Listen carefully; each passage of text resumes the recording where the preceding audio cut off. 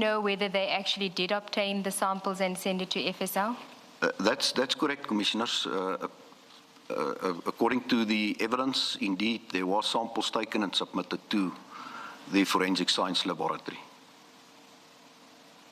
And was there any explanation given by FSL as to why the request was made for the samples? Because according to it says that they forwarded the samples to FSL for analysis. So FSL presumably would have requested the sample, or are they doing it of their own initiative? I'm not sure of the details in relation to that, Commissioners, but I can follow up on that.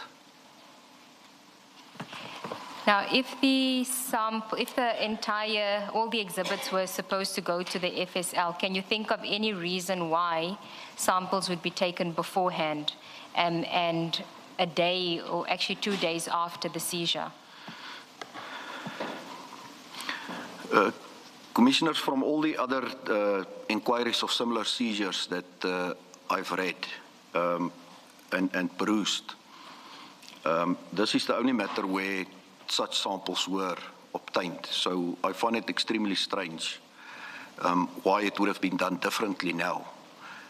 The only conclusion I can come to is that it was never the intention to take this whole batch of exhibits to the Forensic Science Laboratory. In other words, it was never the intention for the 541 kilograms? The 541 bricks. I'm referring to the totality of it, Commissioners. Thank you, General. Then,